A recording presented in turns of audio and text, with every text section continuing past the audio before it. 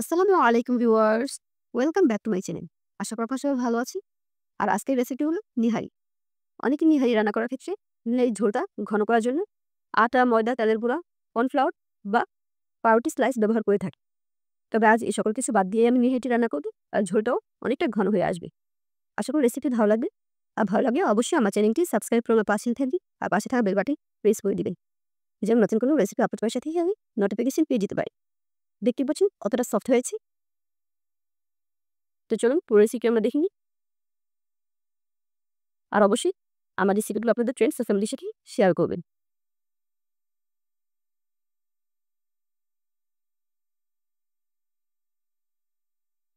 নিহারি রান্না করার জন্য বড় একটা সিলভারের পাত্র নিয়ে নিয়েছি। অল্প পরিমাণ তেল দিয়ে দিয়েছি। তেলটা গরম হয়ে এসেছে। এ পর্যায়ে ২ টা দারচিনি স্টিক দিয়ে দিলাম। ৪-৫ টা এলাচ ফাটিয়ে দিয়ে দিচ্ছি। ৪-৫ টা লং দিয়ে দিচ্ছি। ৩ টা তেজপাতা দিয়ে দিব ও হাফ চা চামচের মতো আস্ত জিরে দিয়ে দিব। জিরাটা যখন ফুটতে শুরু করবে তখন ২.৫ কাপের মতো পেঁয়াজ কুচি দিয়ে দিব। আর ১.৫ কাপের মতো পেঁয়াজ বাটা আমি আলাদা তৈরি করে রেখেছি, সেটা পরে দিয়ে দিব। পেঁয়াজটা আমি অনেকটাই বেশি করে দিয়েছি। আর এই পেঁয়াজটা বেশি করে দেওয়ার ফলে ঝোলটা অনেকটাই ঘন হয়ে আসবে। আপনারা সেটা দেখতেই পারবেন। এ পর্যায়ে পেঁয়াজটা দিয়ে দিচ্ছি। হালকা কালার আসা পর্যন্ত আমরা অপেক্ষা করব।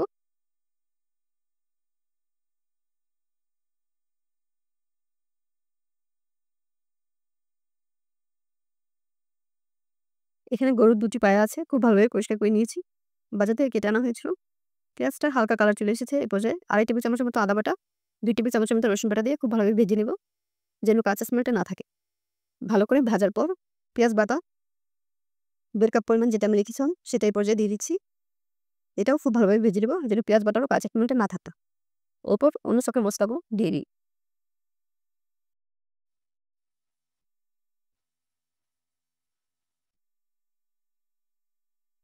এখন হলুদ গুঁড়ো ১/২ টেবিল চামচ পরিমাণ দিয়ে দিচ্ছি। ১/২ টেবিল চামচ হলুদ গুঁড়ো, ১.৫ টেবিল চামচ ধনিয়া গুঁড়ো, ১ টেবিল চামচ থেকে কিছুটা বেশি লাল মরিচ গুঁড়ো দিয়ে দিচ্ছি। ঝালটা অবশ্যই যে যার পছন্দ অনুযায়ী দিবেন। অল্প পরিমাণ পানি দিয়ে খুব ভালোভাবে কষিয়ে নিব।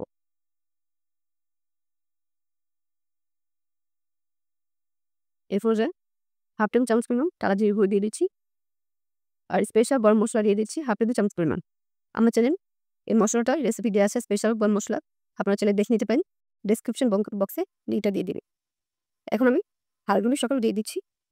আর অল্প পরিমাণ পানি দিয়ে ভালোভাবে কষিয়ে নেবেন। আর এই পর্যায়ে চুলার আঁচটা খুব হতে থাকবে। নিহারি রান্না করার ক্ষেত্রে কিন্তু অনেক বেশি সময় প্রয়োজন পড়ে। আর খুব বড় স্পেসের প্রয়োজন পড়ে। সেজন্য আমি সিলভারের বড় পাত্র নিয়ে নিয়েছি।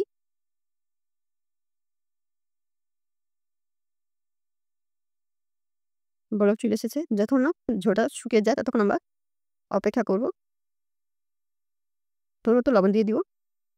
নিহারিটা যদি সসপ্যানে রান্না করা হতো সেখানে কিন্তু অনেক স্পেসটা কম থাকতো।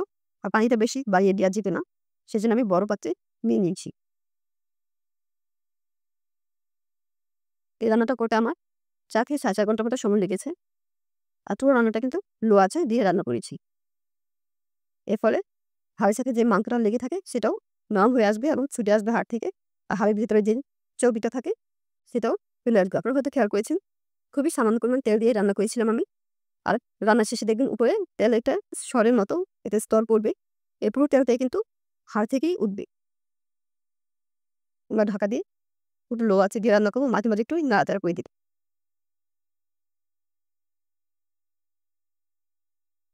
আমরা অপেক্ষা করি ৪.৫ ঘন্টা থেকে ৫ ঘন্টার মতো। দেখতেই পাচ্ছেন অনেকটা তেল চলে এসেছে করে। আর ঝোলটা এই পর্যায়ে অনেকটা ঘন হয়ে এসেছে। এটা যখন ঠান্ডা হবে আর অনেক বেশি ঠিক হয়ে আসবে।